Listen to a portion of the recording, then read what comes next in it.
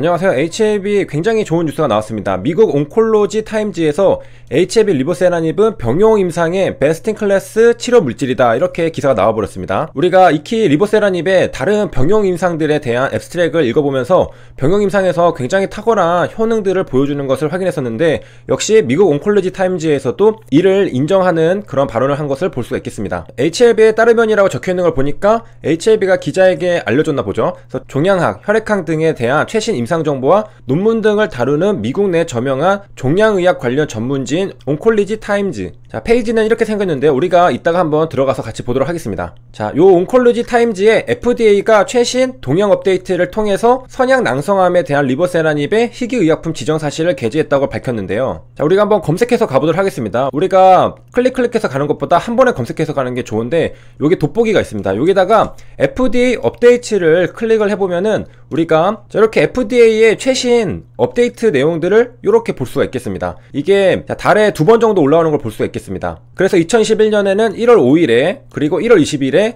2번 업데이트가 되는 걸 볼 수 있겠고, 2월달도 2월 5일이랑 20일에 2번 업데이트, 3월도 5일이랑 20일에 2번 업데이트 됐는데, 우리가 볼 것은 요 2번째 업데이트 된 3월달 겁니다. 자, 그럼 이제 클릭해서 한번 들어가 보면요. 자, 여기 보면은 FDA 업데이트 하이라이팅이라고 적혀 있는 걸 볼 수 있겠습니다. 자, 내려가서 보면은 여러 가지 약에 대한 것들이 있는데, 자, 우리가 알고 싶은 것은 리보세라닙이죠. 그래서 내려가서 보면은 여기 리보세라닙이라고 적혀있는 걸 볼 수 있는데, 우리가 보통 앱스트랙을 검색할 때는 아파티닙으로 많이 나옵니다. 왜냐하면은 중국 항서제약에서 임상시험을 하고 앱스트랙을 작성하기 때문에 중국의 성분명인 아파티닙이라는 이름을 쓰게 되는데, 자, 이번에 FDA 업데이트에서는 리보세라닙이라는 이름으로 제목이 적혀있는 것을 볼 수 있겠습니다. 자, 그래서 얼펜 드러그라는 것은 희귀의약품으로 지정이 되었다라는 건데, 자, 이 내용이 지금 선약 낭성암에 대해서 희귀의약품 지정 사실을 게재했다, 이 부분입니다. 그래서 희귀의약품으로 리보세라닙이 지정이 되었는데, 이게 선약낭성암이다. 우리가 알고 있는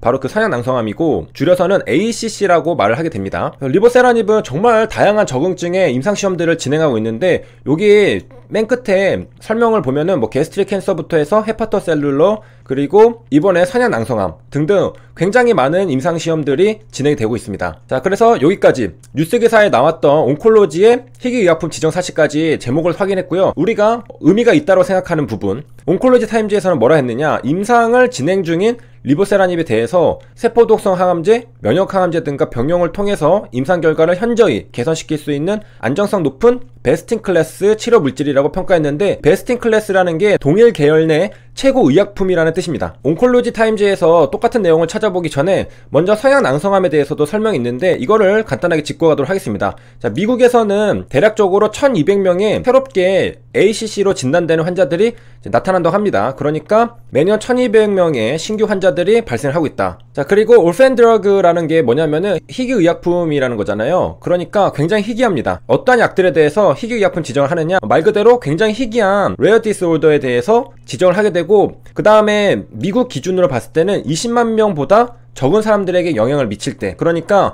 환자 수가 굉장히 적더라는 거죠. 자, 그래서 기준이 20만 명보다 적을 때 이렇게 지정이 될 수가 있겠고, 미국 인구가 몇 억이 되는데, 자, 매년 1200명이 발생합니다. 그러니까 굉장히 적은 숫자라는 것을 알 수가 있는데, 그렇다면은 환자 수가 적은 건데 그러면은 시장성이 없는 거 아니냐라고 생각할 수 있겠지만은, 환자 수가 적은 만큼 다른 메리트들이 굉장히 많이 있습니다. 만약에 정말 시장성이 없다라면은 HLB에서도 선약낭성암에 대해서 임상시험을 하고서 신약 개발을 하고 있지는 않겠죠. 물론 이 시장에는 HLB만 있는 게 아니라 다른 신약 개발 회사들도 있겠죠. 희귀 질환에 대한 장단점은 다음 영상에서 살펴보도록 하고 이어가 보도록 하겠습니다. 자, 그 다음에는 ACC가 강력한 언맨 니드를 가지고 있다는 것을 설명해주고 있는데, 이 ACC의 특징으로는 슬로우 그로잉 합니다. 그러니까 아주 천천히 자라는데 끊임없이 침범이 일어나고 전이가 일어납니다. 그러니까 천천히 자라는데 끊임없이 전이가 된다는 거죠. 어떤 느낌이냐면은 서서히 존모가 들어간다, 그렇게 생각하면 되겠습니다.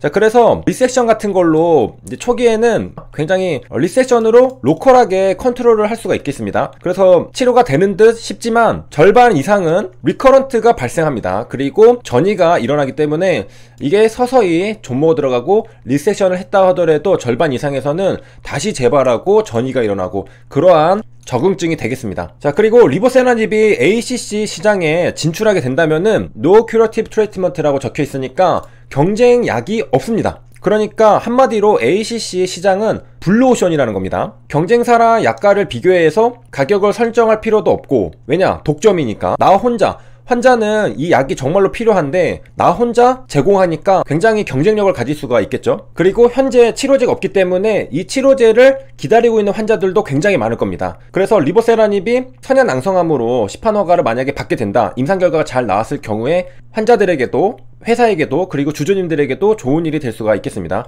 자, 그 다음에 또 내려가서 보면은, 자, 임상에 대한 얘기도 해주고 있는데 페이스 2 스터디죠. 2020년 11월에 처음에는 55명의 페이션츠를 인롤먼트 했는데, 자, 이것을 나중에는 72명으로 더 증가했습니다. 타겟 사이즈를 증가시킨 건데, 환자 수가 더 많은 만큼 많은 포텐셜 클리니컬 베네핏을 발견될 수가 있을 겁니다. 탐구할 수가 있고 탐험할 수 있다는 건데, 또 이게 희귀 질환인데 55명 환자들에서 환자들이 결국엔 더 와야지 등록이 되는 거잖아요. 만약에 환자들이 야, 이건 가능성이 없겠다, 나는 다른 약으로 임상시험 할래, 그런 사람들은 안 오겠죠. 하지만은 리보세라닙이 그동안 다른 저응증들에서도 효능이 있다는 것이 알려져 왔기 때문에 아마도 환자들이 선약낭성암 임상한다면은 리보세라닙을 하겠다, 그렇게 판단하신 분들이 적어도 지금 17명은 있다라는 것을 우리가 알 수가 있겠습니다. 그래서 환자 수가 늘어났다. 자, 그 다음에 이제 밑에 내려가서 보면은 리보세라닙에 대해서 설명해주고 있습니다. 그래서 스몰 몰레큘이다, 그러니까 저분자 화합물이라는 뜻이고요. 우리가 알고 있는 티로신 키나제 인히비터다. 그리고 게스트릭 캔서에서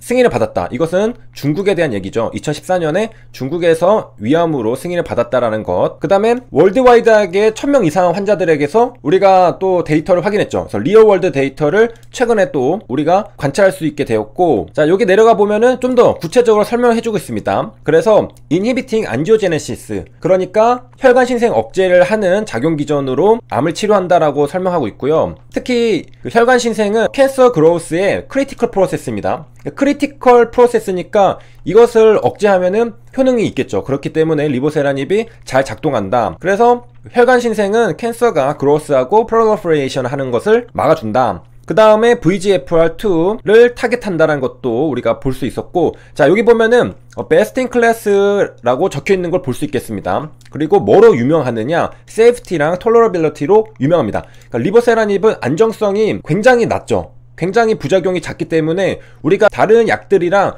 병용요법을 했을 때 부담감이 현저히 작아집니다. 보통 효능이 좋다 하더라도 부작용이 있다면 쓰기가 부담스럽거든요. 그런데 리보세라닙은 크리티컬 프로세스를 이니비팅 하면서도 부작용은 굉장히 작기 때문에 약방의 감초처럼 사용을 할 수가 있는 겁니다. 그렇기 때문에 굉장히 낮은 부작용으로 인해서 병용요법에서 굉장히 장점을 보인다, 베스트 인 클래스다, 이렇게 설명을 하고 있는 겁니다. 자, 그래서 포텐셜을 가지고 있다. 어디에 가지고 있느냐, 콤비네이션의 포텐셜을 가지고 있다는 거죠. 뭐 케모테라피랑 아니면 이뮤노테라피, 이런 것들의 강점을 가질 수 있다라는 것이고요. 자, 그래서 이번 시간에는 선약낭성암이 올펜 드러그로 지정되었다라는 것과 리보세라닙이 베스트 인 클래스다 라고 미국 온콜로지 타임즈가 언급했던 것을 같이 살펴봤습니다. 여기까지 시청해주셔서 감사합니다.